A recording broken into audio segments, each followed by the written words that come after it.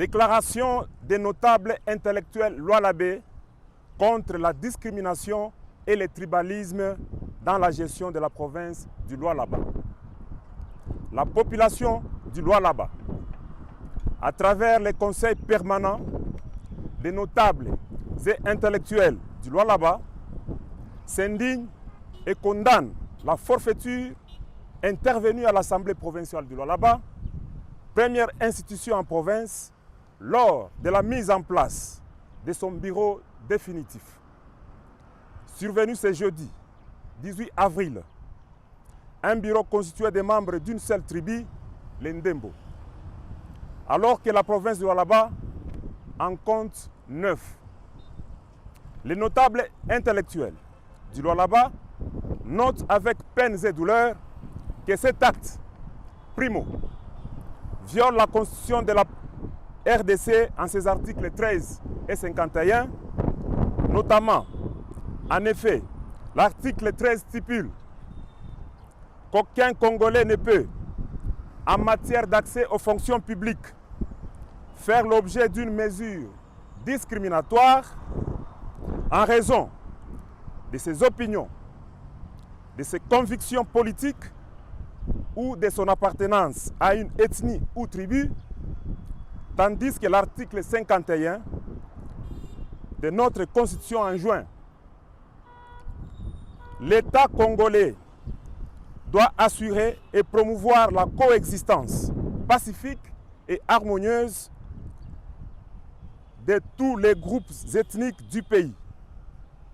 Secondo, cet acte crache sur le pacte scellé de la réconciliation et du pardon, scellé en 2015 par toutes les tribus du Lualaba lors du forum organisé ici même à Kolwezi pour préparer une gestion harmonieuse de la nouvelle province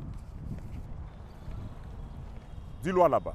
En effet, dans son discours lu par l'honorable Fifi Masuka Saini, sa présidente nationale, l'association socio-culturelle Ndembu, à son def en sigle, s'était plainte d'être toujours marginalisée et ignorée dans la gestion de la chose publique.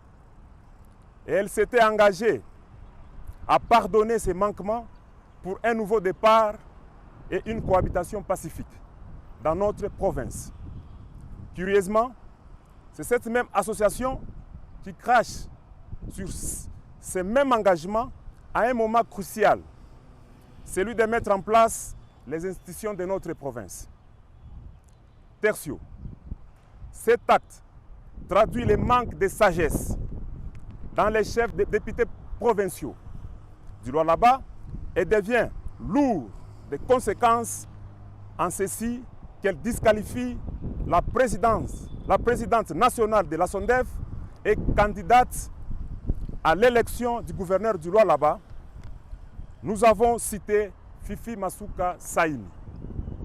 En effet, au nom de la bonne gouvernance, de l'harmonie, de la cohabitation et de la représentativité prônée par l'article 59 de notre Constitution, il est impossible et inadmissible qu'une seule tribu dirige dans un même mandat le gouvernement provincial et l'Assemblée provinciale.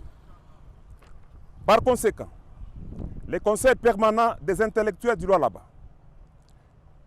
des élus provinciaux du Lualaba, sur la frustration et le tollé général constaté présentement dans la population lualabaise qui donne l'impression que le Lualaba tend à devenir un royaume ou un État dans un État, où les lois de la République sont quotidiennement foulées aux pieds en toute impunité.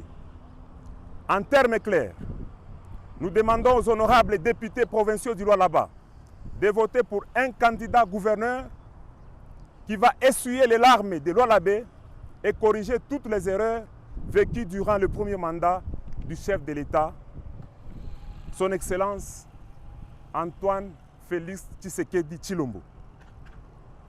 Comme lui-même l'a bien reconnu lors de son discours d'investiture. Ainsi donc que nos députés votent pour un candidat gouverneur bien instruit, rassembleur, compétent, non tribal et soucieux du bien-être de Lualabé et pas un commissionnaire qui travaille au profit de ces officines quinoises au détriment de Lualabé. Ce faisant, nous demandons à nos élus provinciaux de corriger cette forfaiture étant donné que la plénière est souveraine. À bon entendeur, salut.